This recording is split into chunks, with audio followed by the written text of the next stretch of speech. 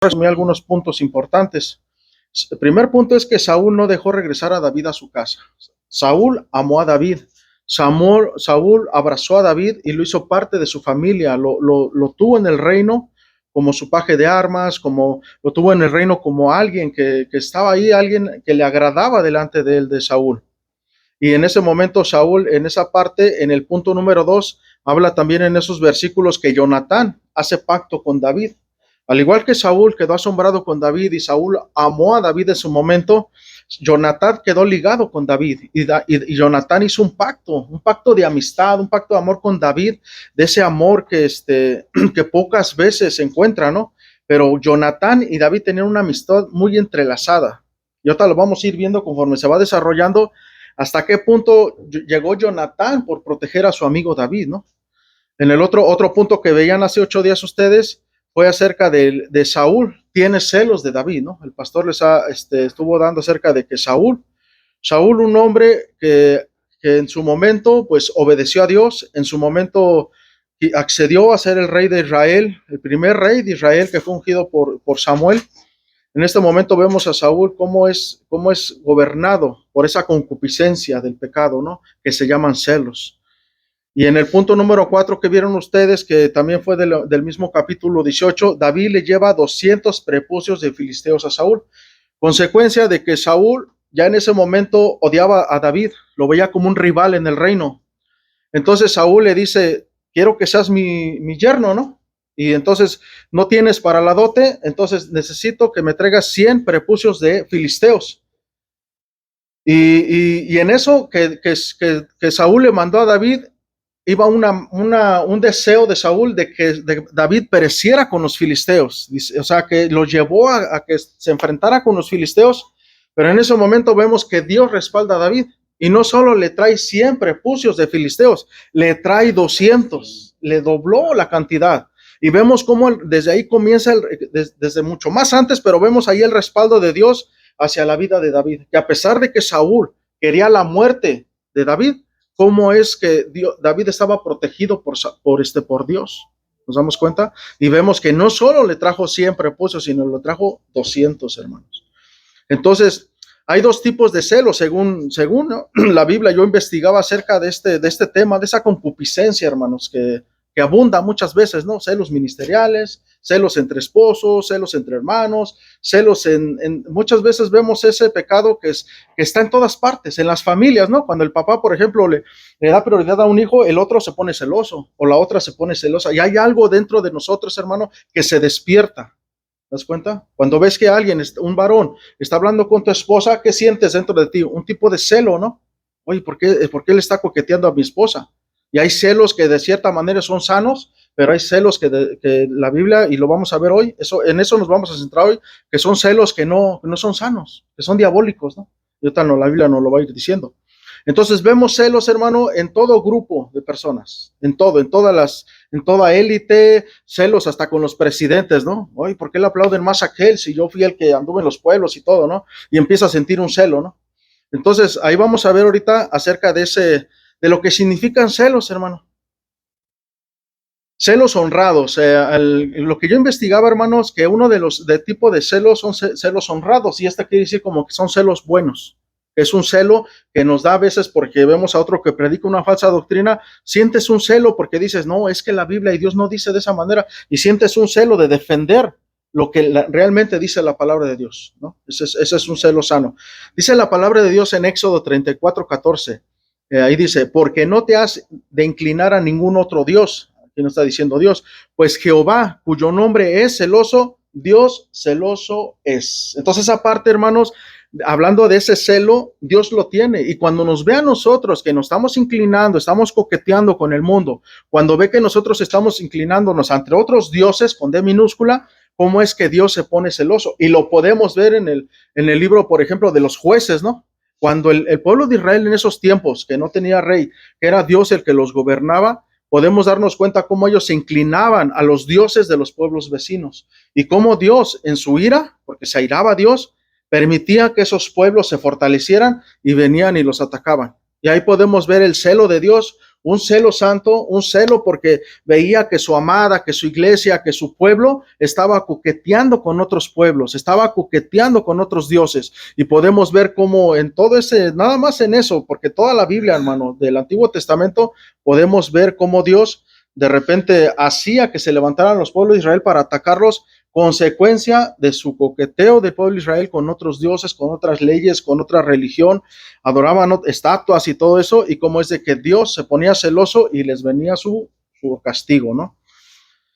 Fíjense, hablando del celo malo, hermanos, en Santiago, ya en el Nuevo Testamento, vamos a buscar Santiago, si gustan buscar Santiago 3, capítulo 3, del versículo 13 al 17.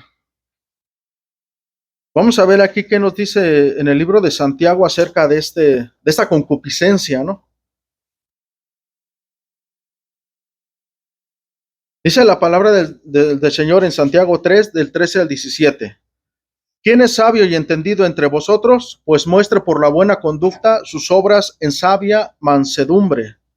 Pero si tenéis celos amargos, fíjense, aquí esta clase de celos, ¿cómo lo está clasificando aquí esta parte en el libro de Santiago? Celos amargos y contención en vuestro corazón. Contención es pleito, hermano. Cuando tú dices una persona contenciosa, es porque es una persona que siempre está buscando ahí para pelear, ¿no? Siempre está buscando como dicen por ahí, decimos, el frijolito en el arroz, ¿no? Siempre está buscando un defecto, siempre está buscando algo para pelear. Esa es una persona rencillosa.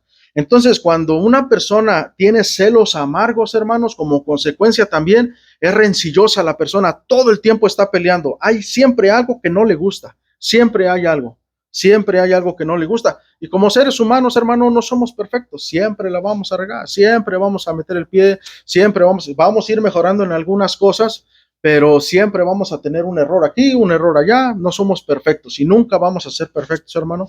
Pero aquí habla acerca de esa persona, ¿no? Que es rencillosa, que tiene celos amargos. Dice, no os jactéis, ahí sigue diciendo en el 14, no os jactéis ni mintáis contra la verdad, porque esta sabiduría no es de la que desciende de lo alto, sino terrenal. Fíjense ahí primero cómo son esos celos. Son terrenales, dice que es animal, dice que es diabólica.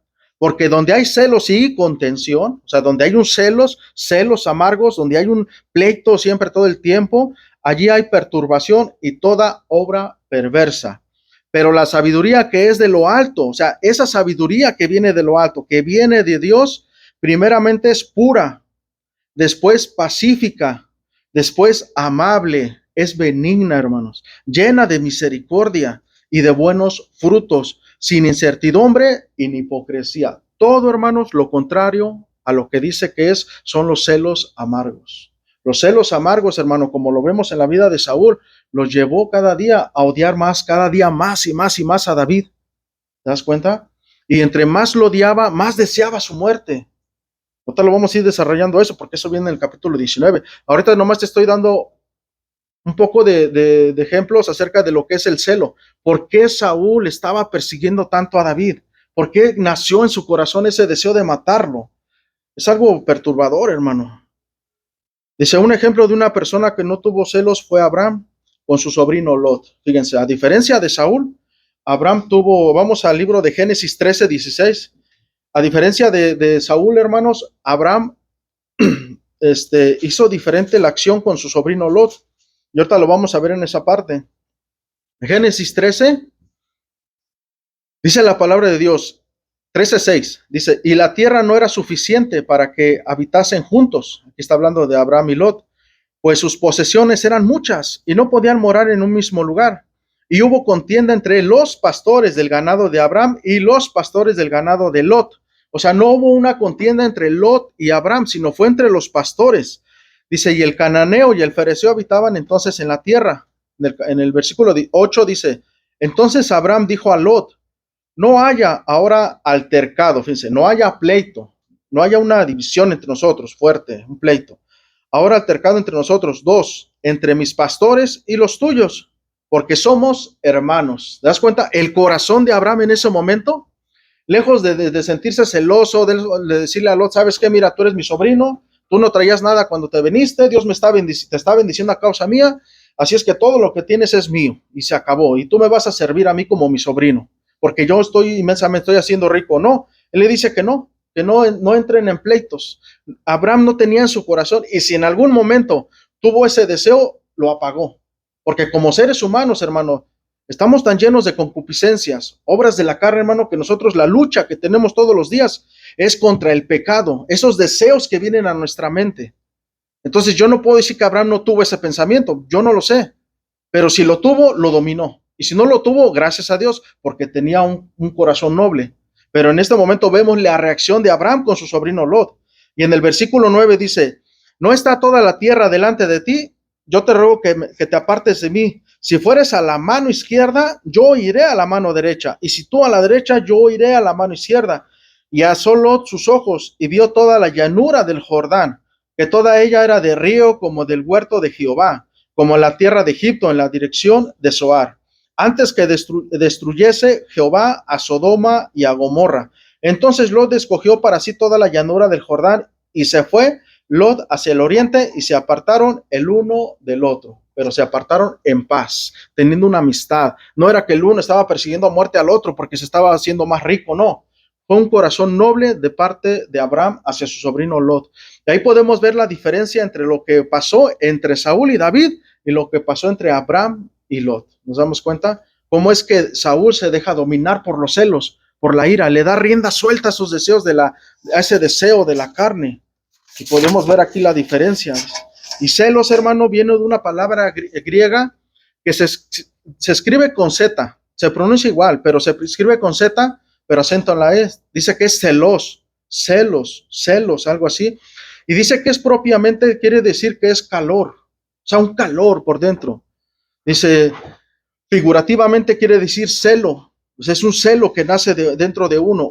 En sentido favorable es un ardor que nace dentro de la persona que es celosa, hermanos. Es cuando he visto a estas personas cuando dicen, siento que me hierve la sangre por un enojo, por algo que estás pasando, pues así siente una persona cuando tiene un celo por otra persona. Y nosotros, hermano, tenemos que tener cuidado de eso en nuestro corazón. La palabra de Dios, hermano, dice que es viva y es eficaz, es más cortante. Y la palabra de Dios es para nuestra enseñanza. O sea, la palabra de Dios, aunque son estas historias que estamos viendo en Primera de Samuel, que estamos viendo a David, a Saúl, y veníamos viendo toda la historia, cómo el pueblo de Israel salía de lo que era una teocracia para entrar a una monarquía con un rey. Podemos ver cada una de esas historias, hermano, pero cada historia que tiene nos enseña algo, hermano, a cada uno de nosotros. Tenemos que sacar extraer eso de la palabra para aplicarlo a nuestras vidas. No solo es, oh, mira, Saúl quiso matar a David y David salió huyendo y se acabó la historia. No es un libro de historias de esa manera, hermanos. No es un libro de historias de esa manera. La palabra es viva y es eficaz. Y la palabra de Dios, su propósito es formar nuestro corazón. Dice la palabra que nosotros no seamos oidores olvidadizos, sino que seamos hacedores de la palabra. Y si estamos extrayendo una historia entre David y Saúl, tenemos que extraer qué a nosotros nos va a servir en nuestra vida para aplicarlo en nuestro corazón. He visto infinidad, hermano, de líderes que la palabra solamente la leen por leerla, pero son unos pecadores, hermano. Hablando de este tema de celos, hermano, créeme lo que esos celos ministeriales, celos entre hermanos, que porque tú cantas mejor, que porque tú predicas mejor, que porque tú recibes mejor a la gente en la puerta, que porque a ti te hablan mal, y empieza a sentir el corazón. Ese celo. Que porque yo cocinaba bien, aquí todos me alababan, ahora llegó otra y le dicen, oh, cocinas muy bonito, muy rico, ahora ya la que cocinaba rico ya se siente desplazada. Y entonces nosotros tenemos que luchar todos los días con ese sentimiento en nuestro corazón, hermano. Todos los días, hablando de este tema, porque infinidad de temas hay, hermanos. Pero hemos visto, por ejemplo, a veces líderes que se pelean entre sí, ¿no? Se están peleando todo el tiempo. O que ven a alguien que llega y conoce un poquito más y son bien, pero bien, no te vamos a ver cómo Saúl le lanzaba las flechas a David queriéndole ensartar contra la pared, ¿no? Y a veces así pasa en la vida, en nuestras vidas hoy, hermanos. Y eso es lo que tenemos que tener mucho cuidado nosotros. Que nosotros en lo personal, la palabra no es para mi hermano, no es para mi hermana, la palabra es para mí, para mí. A mí ya el Señor ya me habló primero y me dijo, ajusta esto, ok, ahora, ¿qué vas a tomar tú para tu vida? ¿Qué de esto estamos aprendiendo para decir, sí, Señor, perdóname, yo tenía celos, esos celos amargos en mi corazón? ¿Nos damos cuenta? Y ya te vamos a ir desarrollando esto. Fíjense, ahí como dice, sigue diciendo lo que es en sentido desfavorable, celos, ya lo escribe en español, como un esposo o de un amigo. Fíjense, y dice malicia, solicitud, envidia, que se puede decir que es un sinónimo de celos, es una envidia, un hervor. Fíjense, lo que siente la persona que siente celos amargos en su interior es un hervor, hermano, es un celo, lo que siente. Cuando son celos malos, hermano, porque hay un celo bueno, un celo sano. Ahorita no es el tema ese, pero ahorita estamos hablando de esos celos que tenía Saúl contra David. Fíjense, vamos a Gálatas 5, 19 y 21.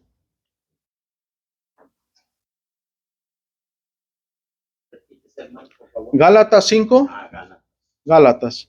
Gálatas 5, versículo 10, del 19 al 21. Y vamos a ver ahí cómo los celos, hermano, están considerados como una obra de la carne. Un fruto de la carne. Un fruto, una obra. Vamos a verlo ahí, Gálatas. Ya lo tenemos, 5, 19 al 21. Dice la palabra del Señor, y manifiestas son las obras de la carne. Miren, estas son las obras de la carne, hermano. No son las obras del Espíritu, son las obras de la carne, que son adulterio, fornicación, inmundicia, lascivia, idolatría, hechicerías, enemistades, pleitos, celos, iras, contiendas, disensiones, herejías, envidias, homicidios, borracheras, orgías y cosas semejantes a estas, acerca de las cuales os amonesto, como ya os lo he dicho antes, que los que practican tales cosas no heredarán el reino de Dios. Aquí está hablando de practicar, hermano. Podemos ser tentados a sentir celos, claro.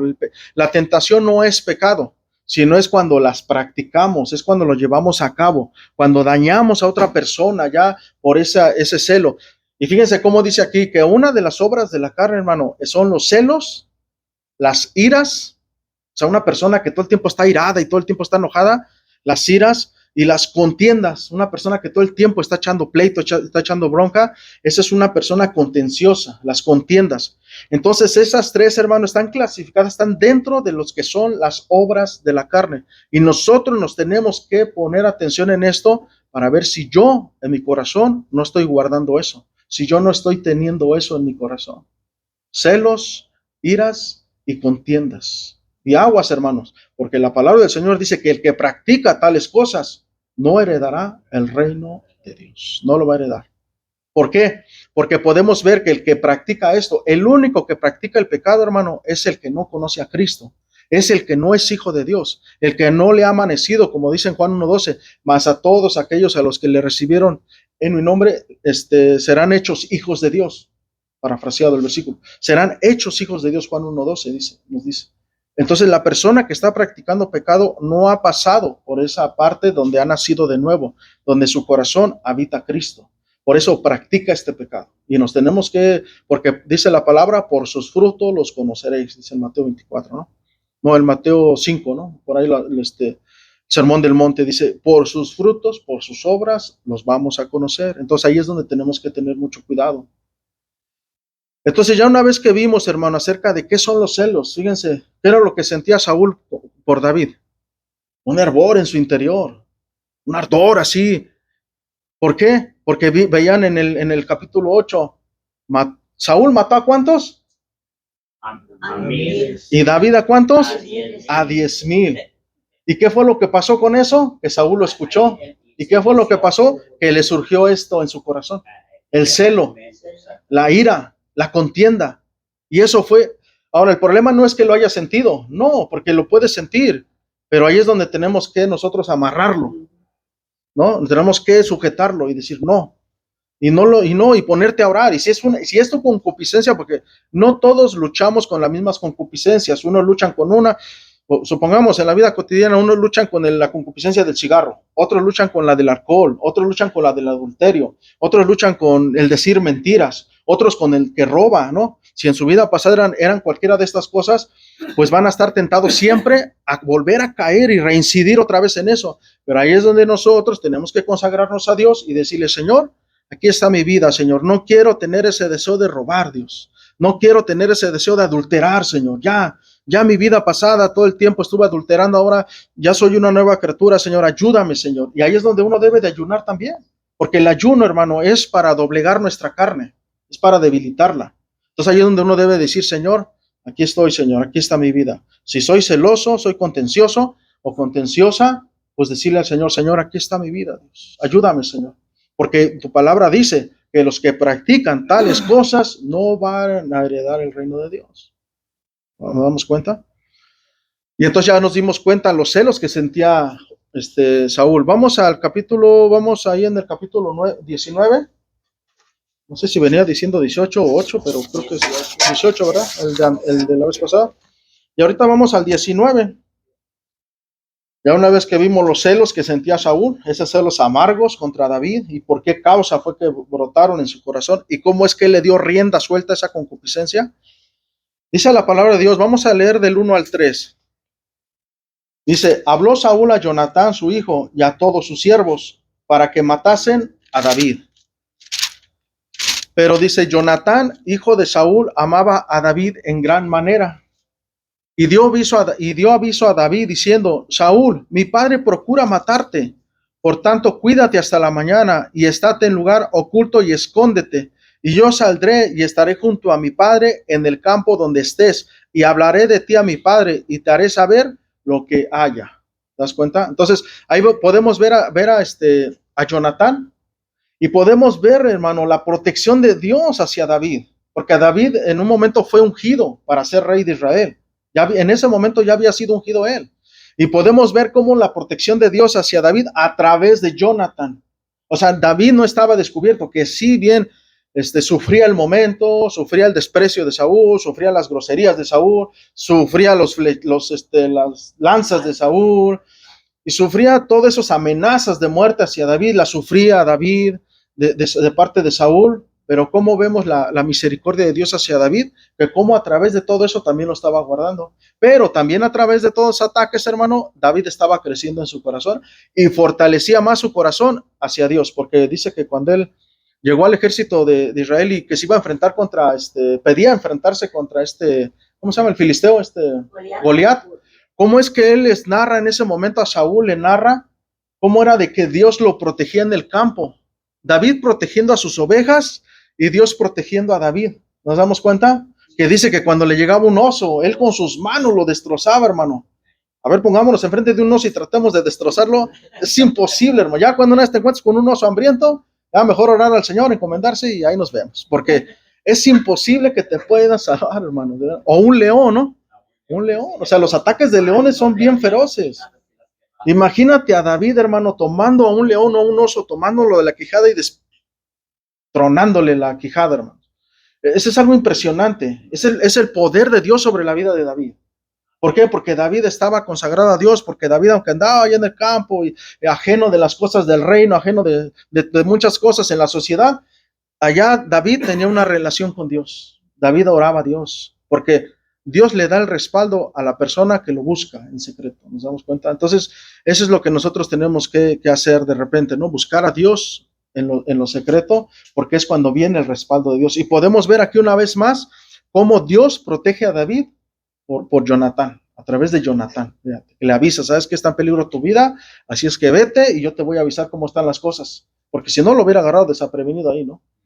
Pero vemos ahí, dice aquí podemos ver la lucha entre el hombre y la carne, y el hombre carnal y el espiritual, ¿no? En esta parte podemos ver siempre hay una como que representa, ¿no? Saúl al hombre que vive en la carne y David al hombre que vive en el espíritu, ¿no? Y podemos ver ahí como siempre va a haber esa lucha entre una simiente y la otra, ¿no? La simiente de Satanás y la simiente de Dios. Siempre hay una lucha, y ahí está, aquí la podemos ver.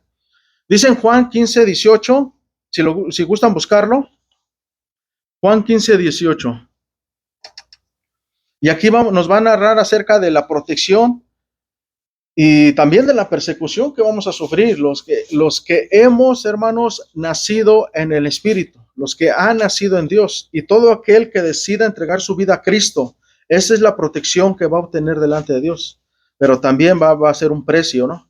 Juan 15:18 dice la palabra de Dios: si el mundo os aborrece, sabed que a mí me ha aborrecido antes que a vosotros.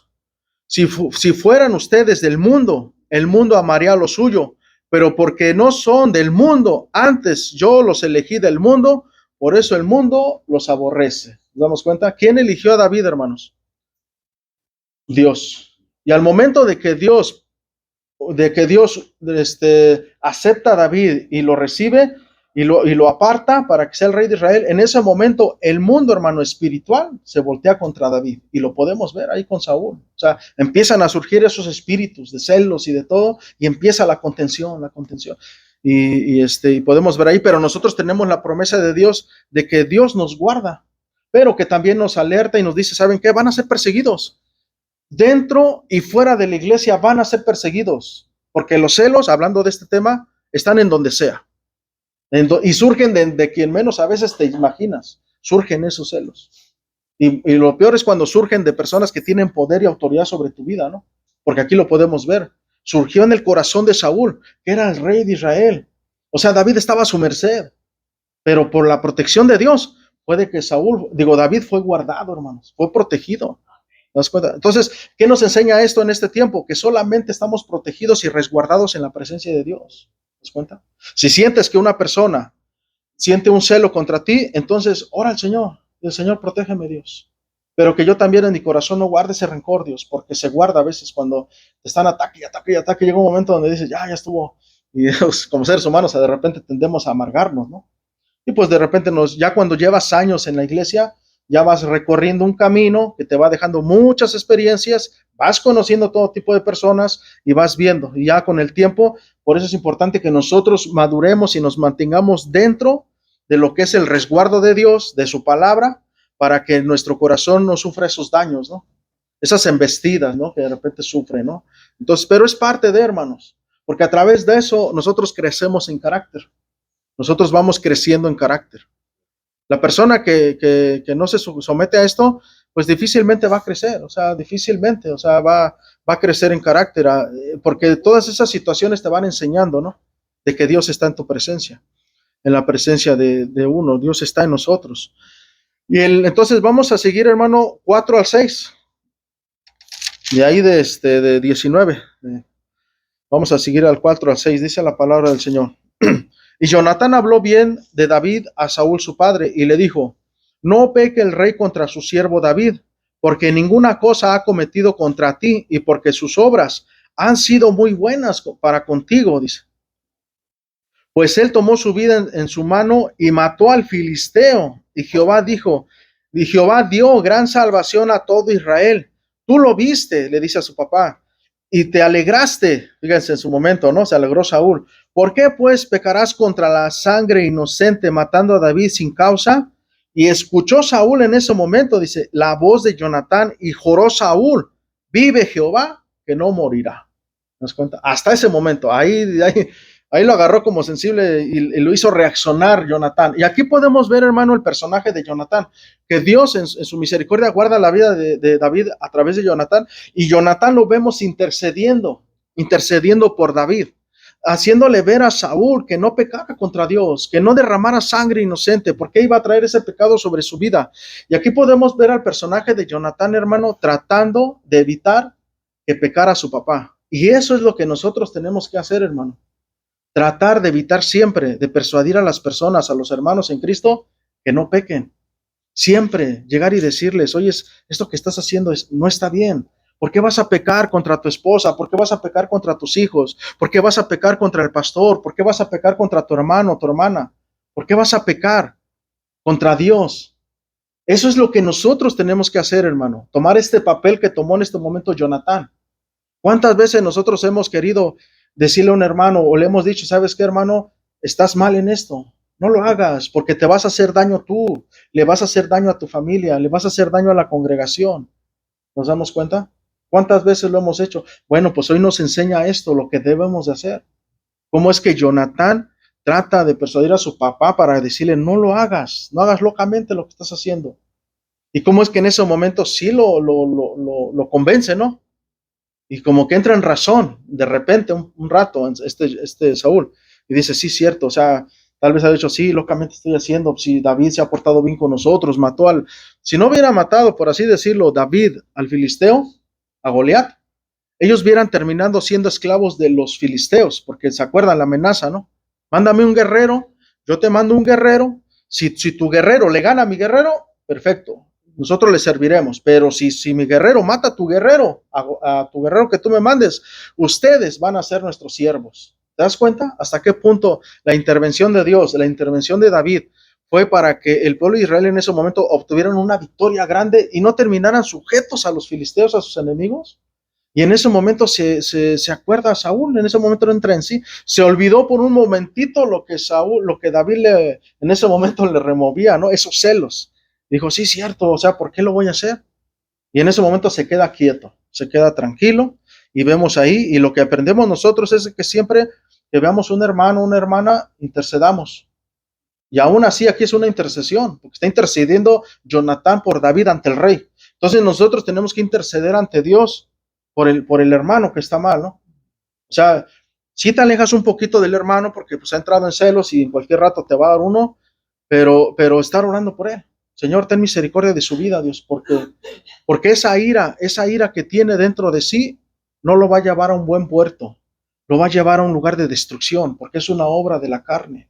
Nos damos cuenta. Entonces ahí donde nosotros tenemos que orar al Señor, interceder ante Dios por el hermano, pero también hacerle ver al hermano que está mal. Y a ver si obedece, si el hermano entra en sí en ese momento, pues ya habrás ganado a tu hermano, ¿no? O sea, ya lo habrás ganado, ya no cubriste multitud de pecados, ¿no? Dice la palabra de Dios que el amor cubre multitud de pecados. Cubriste multitud de pecados, porque si tu hermano iba ya un poco desbocado hacia el adulterio y lo haces entrar en razón, diciéndole, mira, la palabra de Dios dice acerca del adulterio y lo entras a entrar en razón, se para y dice, sí, cierto, tienes razón, y se regresa.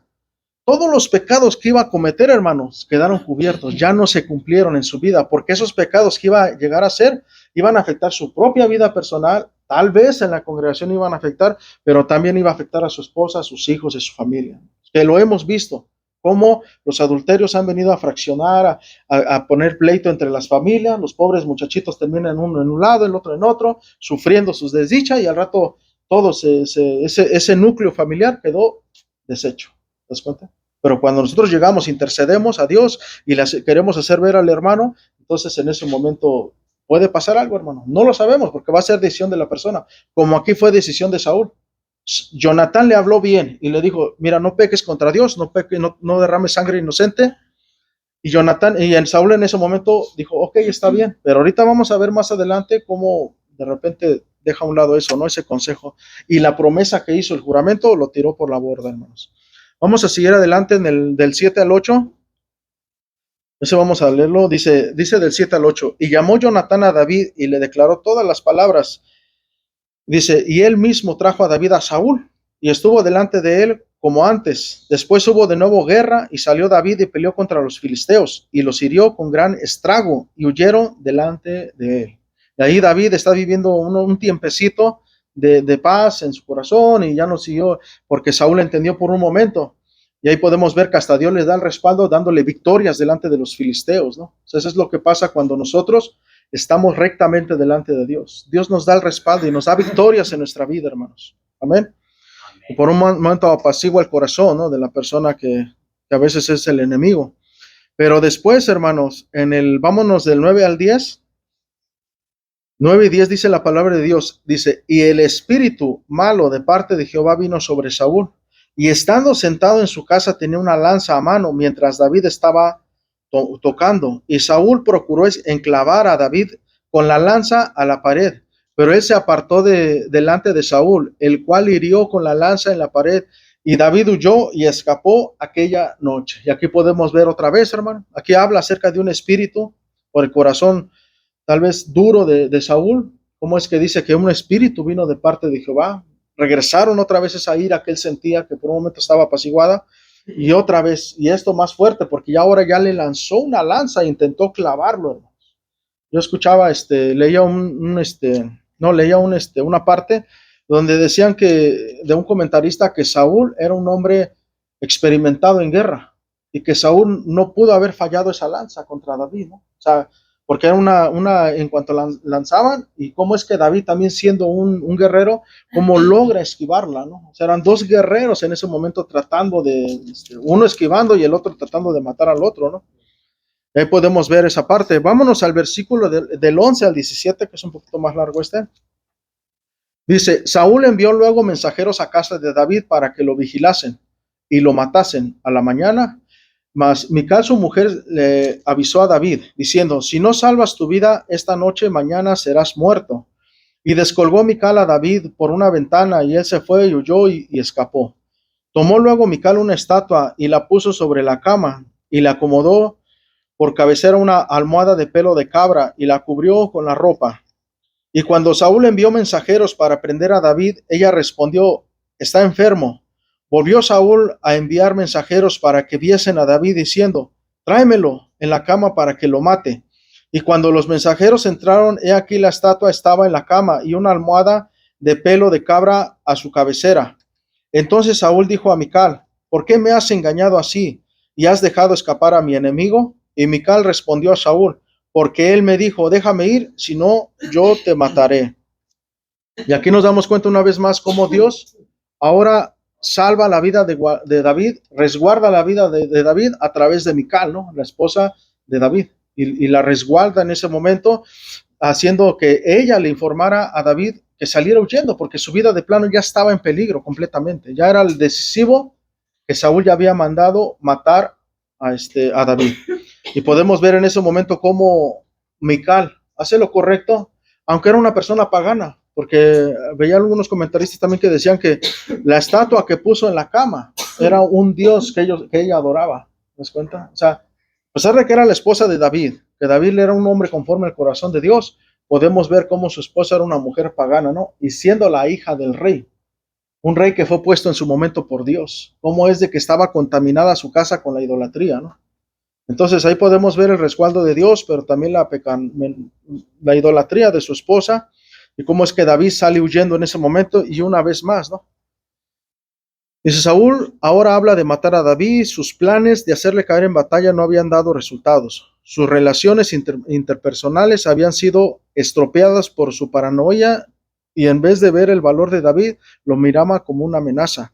Fíjate, hay un comentario de Matthew Henry que dice, qué convincentes son las palabras rectas. Por un tiempo, Saúl estuvo convencido de lo irracional de su enemistad contra David, pero continuó con su rencor. Tan incurable es el odio de la simiente de la serpiente contra de la mujer, tan engañoso y perverso es el corazón del hombre sin la gracia de Dios. ¿Nos damos cuenta? ¿Cuándo uno puede dejarse llevar o ser dominado por todo eso? Cuando uno sale de la gracia de Dios, cuando uno abandona a Dios, cuando uno no está cerca de Dios. Es cuando viene todo eso en nuestro corazón. Y ahí es donde nosotros son focos rojos, donde nos tenemos que dar cuenta y analizar nuestro corazón para decir, no, ¿qué me está pasando? Y volverse otra vez a meter a la gracia de Dios, sujetar todos esos sentimientos, todas esas emociones, esa concupiscencia, esa obra de la carne. Vamos a, ya vimos del 11 al 17, vamos a ver ya por último del 18 al 19. Bueno, todavía faltan otros, van a faltar otros, pero bueno, vamos a ver del 18 al 19. Huyó pues David y escapó y vino a Samuel en Ramá y le dijo todo lo que Saúl había hecho con él.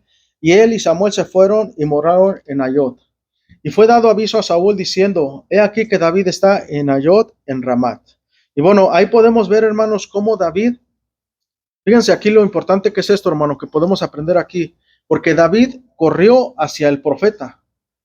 David corrió hacia una persona que en ese momento se entendía era un siervo de Dios, para pedir consejo, para decirle, ¿sabes qué? Mira, me está pasando esto, estoy sintiendo un asedio, tengo amenazas de muerte sobre mí y me quiere matar el rey. Y Samuel, pues sabía a lo que se refería a él, porque Samuel conocía en su momento el corazón de Saúl. ¿Y cómo es la importancia de nosotros, hermanos, que cuando nos sintamos ese asedio, cuando nosotros sintamos el golpeteo del mundo, cuando sintamos el golpeteo donde quiera que estemos y sintamos esas tribulaciones, esos ataques, a quien tenemos que recurrir nosotros, hermano, es a Jesús? ¿Te das cuenta? Antes que recurrir a un pastor, a un líder de la congregación, hay que recurrir a Jesús. Y hay que recurrir a su palabra. ¿Nos damos cuenta? ¿Qué fue lo que hizo David? Recurrió al siervo, al varón de Dios, que fue en ese momento era Samuel. ¿Qué tenemos que hacer nosotros en este tiempo? Recurrir a Jesús. En ese lugar secreto, Ahí es donde tenemos que orar a Dios. Ahí es donde tenemos que leer nuestra palabra y escudriñarla para ver qué nos dice el consejo de su palabra. ¿Te das cuenta? Entonces, ¿a quién tenemos que recurrir, hermanos? A Jesús. Antes que recurrir a un pastor, antes que recurrir a un líder, recurre a Jesús. De hecho, es el consejo que a veces muchos pastores, ya también congregaciones grandes, ya llenos, imagínense, tanta consejería. Y muchas veces escuchaba un pastor que decía, antes de que vengas a pedir el consejo mío o te acerques a un líder, que es válido, está bien, tú puedes venir cuando quieras, ve y inclínate delante de Jesús, arrodíllate delante de Dios y pon tu problema, lo que tú sientas, lo que tú estés pasando, ponlo delante de Jesús. Y en ese lugar, si Jesús, ya te aseguro 100 veces que en ese momento, cuando te levantes, ya no vas a necesitar venir conmigo. Y es verdad, hermanos. Pero a veces nos volvemos así como que, no, el pastor o el líder. Y no, cuando en realidad la palabra nos está diciendo que nos acerquemos a Jesús, que fue lo que hizo David en ese momento. Él fue con el profeta, él fue con el varón de Dios. Y entonces en ese lugar secreto Jesús va a responder. Porque todo lo que estaba pasando David, hermano, es ser protegido por diferentes personas, primero por su amigo Jonatán, después por su esposa Mical. Eso venía de parte de Dios, pero porque David en su momento oraba al Señor y tenía una relación con Dios. ¿Nos damos cuenta? Fíjense, vamos al Salmo 59, porque ahí quiero leerte algo, porque dicen que esta parte donde David estaba huyendo antes de que llegara con Samuel, Salmo 59. Dicen que en ese lapso de tiempo, hermanos, él escribió este salmo. De hecho, lo dice en la Biblia, ahí lo dice como un pequeño subtítulo, Salmo 59. Y solo vamos a leer una parte de ese salmo. No destruyas el camp de David cuando Saúl ordenó que vigilaran la casa de David para matarlo. Exacto, ¿nos damos cuenta? Ese es el prólogo. Exactamente, entonces eso fue lo que escribió en ese momento David, hermanos, por lo que estaba sintiendo. Y fíjate su oración de David, su salmo a Dios. Dice, líbrame de mis enemigos, oh Dios mío, ponme a salvo de los que se levantan contra mí. Y esto, hermano, lo está narrando David desde una experiencia propia que está viviendo él. Está viviendo en ese momento el asedio y la amenaza de un rey. Imagínate tener la amenaza de un rey, hermanos, encima. Si cuando Trump estuvo de presidente y vamos a perseguir a todos los inmigrantes y más de uno, o sea, yo tenía un amigo que llegaron 2 veces, llegó uno, primera vez llegó a su casa y no le hizo nada porque iba buscando a otra persona, pero sintió, o sea, miedo, ¿no? Porque él ya en ese momento, imagínate, él sale a su trabajo, lo agarra ahí en la puerta, él migra y buscando a otra persona, se la perdonó en ese momento, pero él se quedó con ese miedo porque dice, si hubiera sido otro más mala onda, me agarra, me sube y me lleva porque me pide, a ver, dame tu identificación. Después, más adelante, llegan a su trabajo buscando a otras personas y él está trabajando en un edificio ahí por Sugar House, poniendo chirroc, él pone pasta y chirroc y todo eso. Dice que estaba hasta mero arriba del edificio cuando empiezan a gritar, mira, y dice que se asomó por la ventana hacia abajo y ve cómo empiezan a entrar las camionetas porque estaban cercando. Y que se baja, pero hecho la mocha y dice que se aventó al bote de basura, se sumergió hasta más adentro del dumpster, ese bote de basura grande, como 6 horas estuvo metido ahí, hermano. ¿Te das cuenta? Era el temor que sentía en ese momento cada persona en este tiempo que no tenía esos documentos para estar en este país legalmente. ¿Te das cuenta? Y después agarré y me, ¿sabes qué? Yo me voy para Logan, porque yo espero que allá no pase nada. Y se fue hasta Logan a vivir con sus hijos, allá se fue a Logan. Y digo, wow. Entonces imagínate, David, hermano, sentir el asedio de un rey cuando ya se busca y recompensa y todo, mátenlo, y pum, todo el ejército contra él, el pueblo, donde quiera que lo veía, porque a Saúl le llegaba, ya vi a David que está en tal pueblo, pues tal lo vamos a ver. Y David, donde quiera que se escondía, siempre, Saúl, ya, mira, vi a David en esta parte, y todos daban el pitazo, ¿dónde estaba David? Imagínate el temor que sentía en ese momento David de persecución, ¿no? Por su enemigo. Líbrame de los que cometen iniquidad y sálvame de hombres sanguinarios. Porque aquí están acechando mi vida, se han juntado contra mí poderosos. No por falta mía ni pecado mío, oh Jehová. Sin delito mío corren y se aperciben. Despierta para venir a mí, a mi encuentro y mira. Y tú, Jehová, Dios de los ejércitos, Dios de Israel, despierta para castigar a todas las naciones.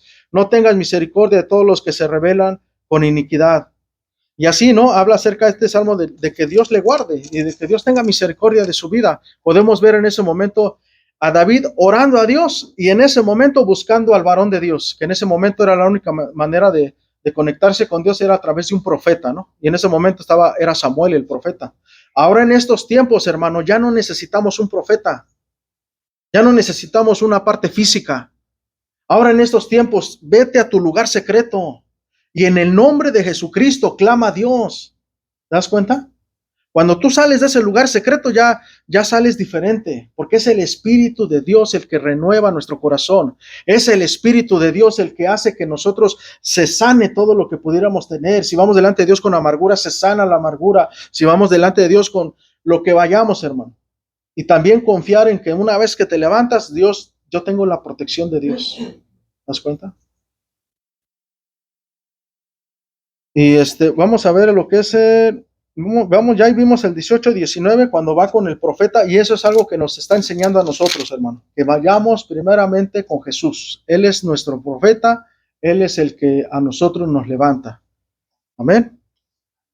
Porque dice aquí una pregunta: ¿a quién recurrimos en medio de la persecución? ¿A quién recurres tú, hermano? Si yo te pregunto en esta hora, ¿a quién recurres? Luego levantas el teléfono para hablarle a tu líder, para hablarle a tu pastor. ¿Qué haces cuando estás en medio de la persecución? ¿A quién recurres tú? ¿A quién recurro yo cuando estoy en medio de la persecución? A Jesús, a Jesús. O cuando estamos en medio de la prueba, ¿no? Porque una cosa es la persecución, el asedio del mundo, y otra cosa es la prueba que vivimos. Cuando te dicen, por ejemplo, tienes un cáncer, una prueba bien difícil cuando te dicen, ¿sabes qué? Se te desarrolló un cáncer, o tienes diabetes, o tienes, qué sé yo, cualquier enfermedad. O te va a empezar por ejemplo, hay unos que ya de repente por la edad, ya de repente la memoria se les va yendo, el Alzheimer, todo eso. Esas son pruebas. ¿O qué pasa cuando se queda uno sin trabajo? ¿A quién recurrimos? A quien tenemos que recurrir es a Jesús en nuestro lugar secreto. Es Jesús, hermanos. Y Jesús, a través de los pastores, a través de los líderes, a través de la congregación, a través de otras personas afuera, es que Dios nos va a ayudar, a través de los ángeles, hermanos. Pero primero tenemos que recurrir a Jesús. ¿Te das cuenta? No al revés, no al ángel, no al pastor, no al líder, no a aquel, no al patrón de trabajo.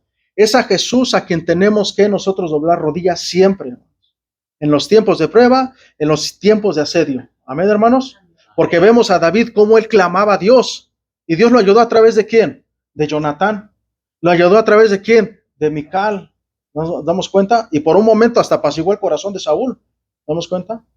Y después vino a Samuel, y Samuel le da consejo. Y así lo vamos a ver durante 8 o 9 capítulos, hermano. Esa trayectoria del asedio que tenía Saúl contra David, 9 capítulos así, donde lo quiere matar. Pero ya llega un momento donde, pues, ahora sí que, como decimos, se lo pone de pechito a Dios y David lo respeta, ¿no? Pero eso ya lo vamos a ver más adelante, ¿no? Cuando le pone así, ya lo tenía para matarlo, hermano. Que hasta su soldado le dijo, pues órale, dale, pues es que ya lleva 8 capítulos atrás persiguiendo, pues ya, dale, no, es tu enemigo. Pero no, David respetó la investidura que tenía Saúl. ¿Mande? Los preguantes de levantar mi mano contra el ungido de Jehová. ¿Te das cuenta? Entonces, y vemos, hermano, cómo Dios obra, ¿no? Entonces, en estos tiempos, nuestro lugar secreto es primero, y después Dios moverá todo para que tú seas bendecido o bendecida, hermano. Ese es el secreto de este capítulo, cuando David va a buscar al profeta. De ahí, esto es lo que aprendemos. Amén. Dice, tengo un salmo aquí, Salmo 46:1, a ver si gustan buscarlo.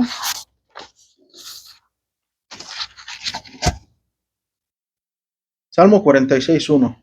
Dice la palabra del Señor: Dios es nuestro amparo y nuestra fortaleza, nuestro pronto auxilio en las tribulaciones. Por tanto, no temeremos, aunque la tierra sea removida y se traspasen los montes al corazón del mar, aunque bramen y se turben sus aguas y tiemblen los montes a causa de su braveza. ¿Nos damos cuenta aquí? Qué hermosa palabra, ¿no? Cuando habla acerca del respaldo de Dios hacia nuestras vidas, que aunque todo el mundo se esté desgajando, hermanos, nosotros tenemos que estar convencidos, tener fe que Dios guarda nuestras vidas. Aunque sintamos dolor en el cuerpo, Dios guarda nuestras vidas. Fíjate en 2 de Pedro 1:19. Eso tiene que ver con buscar la presencia de Jesús. Pero en 2 de Pedro 1:19 nos da la confianza de la palabra. Dice, tenemos también la palabra profética más segura, la cual hacéis bien en estar atentos como a una antorcha que alumbra en lugar oscuro, hasta que el día esclarezca y el lucero de la mañana salga en vuestros corazones. Tenemos también la palabra profética más segura, hermano. Tenemos que tener confianza en su palabra. En Romanos 8:38 dice, por lo cual estoy seguro de que ni la muerte, ni la vida, ni ángeles, ni principados, ni potestades, ni lo presente, ni lo porvenir, ni lo alto, ni lo profundo, ni ninguna otra cosa creada nos podrá separar del amor de Dios que es en Cristo Jesús, Señor nuestro. Esa es nuestra confianza que tenemos que tener en Jesús y en su palabra, hermanos. Nada más, nada más. Amén. Y bueno, ya más adelante nos narra, ya vamos a tener Santa Cena, hermanos. Ya más adelante nos narra cómo es que, fíjense, la soberanía de Dios, cómo es de que Saúl profetiza, ¿no? O sea, porque Saúl mandaba, hey, un grupito, vayan a matar a David donde está, porque ya me dijeron que están con Samuel allá entre los profetas. Llegaban ellos y sentían, experimentaban la presencia de Dios y empezaban a profetizar, ¿no? Cuando lo terminas de leer. Y 2 veces creo que pasó, y después ya vino Saúl directo, pues él también, y dicen que hasta se desnudó completamente. Algunos comentarios dicen que andaba trayendo calzoncillos, pero dicen que estaba ahí profetizando, hablando que las maravillas de Dios, eso era lo que estaban haciendo, hablando las maravillas de Dios. Pero podemos ver que Dios directamente, hermano, estaba protegiendo a David, aún con su presencia en la vida de las personas, de los malos, de los malvados, que en su soberanía él permitía que su espíritu bajara sobre ellos y profetizaran en ese momento. ¿Nos damos cuenta? Entonces, eso es algo que nosotros, hermano, nos quedamos como enseñanza. Conclusión, los ataques por celos y envidias contra los hijos de Dios nunca van a terminar, hermanos. Jamás van a terminar. Siempre van a estar ahí. Mientras se esté en esta vida, solo hay que guardar el corazón y buscar el refugio correcto. Ya no hablamos del refugio correcto, que es Cristo y su palabra, y tener confianza en que Él nos protegerá hasta el último día de nuestra vida. Cuidémonos de que en nosotros no surjan esos celos amargos. Eso es lo que nos tenemos que cuidar. Que no surjan en nosotros esos celos amargos y terminemos destruyendo la vida de otros. Analicemos cada día a la luz de la palabra de Dios nuestras vidas cómo están. Entonces, hermanos, eso es lo que tenemos que hacer. Vamos a orar rápido para que pasemos a la Santa Cena. Si en este momento cierra tus ojos allí en tu lugar, y si quieres ponerte de pie porque vamos a tener Santa Cena también. Si en este momento tú allí en tu lugar reconoces que en tu corazón han surgido estos celos amargos, que fue el tema de hoy, vamos a poner delante de Dios este tiempo y pídele perdón al Señor ahí. Dile, Señor, aquí está mi vida, Dios. Aquí está mi corazón, Señor. Yo en esta hora, en el nombre de Jesús, yo te ruego, Señor, que eches fuera de mi corazón todo esto, Señor. Que no quiero sentir esos celos amargos, Dios, que quiero caminar libre, Señor. No quiero ser practicante de pecado, Señor. Yo quiero honrarte, Señor. Quiero que mi vida glorifique tu nombre, Señor. Ayúdame, Padre eterno, para que mis decisiones sean decisiones sanas, Señor, con discernimiento, Señor, y que no vengan producto de los celos, Señor. Que no golpee a la gente, que no golpee a los demás, que no golpee a mi familia, Señor, en mi trabajo, Señor, sino que sea un sentimiento bueno, Señor, un sentimiento que venga de ti, Señor. Todo lo contrario, Señor. Que sea amable, apacible, Señor, que dé buen consejo, Señor. Ayúdame, Señor, en mi corazón, Señor. Lléname, Señor, de tu presencia, Dios. Perdóname, Señor. Perdóname en el nombre de Jesús, Señor. Perdona mi pecado, Señor. Perdóname, Padre eterno, Señor, en esta hora. Lávame con tu sangre. Lava mi pecado, Señor. Lávame, Señor Jesús, Dios, y échalo al fondo del mar, Señor. Y ayúdame de hoy en adelante, Padre mío, Señor, a seguir caminando, Dios, en un caminar de honestidad, de ser una persona amable, Señor Jesucristo, bondadosa, Señor, que de acuerdo a los frutos de tu Espíritu Santo, Señor. Ten misericordia de mi vida, Señor. Ahí en tu lugar, dile, Señor, ten misericordia de mi vida, Dios. Ayúdame a vencer esto, Señor. Dios, en el nombre de Jesús, te rogamos que tengas misericordia, Señor, de tu congregación, que tengas misericordia de nuestras vidas, Señor. Ayúdanos, Padre eterno, Dios, a seguir cada día, Señor, en tu presencia, glorificando tu nombre, Señor. Guárdanos del maligno, Señor. Guárdanos, Señor Jesús, de las personas malas, Señor, dentro y fuera de la congregación, Señor, en nuestros trabajos, Padre mío, Señor. Y danos gracia, Padre mío, Dios, para seguir adelante, Dios. Para seguir adelante, Dios, y para estar intercediendo por estas personas que te necesitan, Señor. Necesitan tu presencia, Dios. Necesitan tu presencia, Dios. Te lo rogamos, mi Señor Jesús. En el nombre de Jesús. Amén, Padre eterno, Dios. Amén, Señor Jesús. Bueno, hermano, vamos a tener Santa Cena.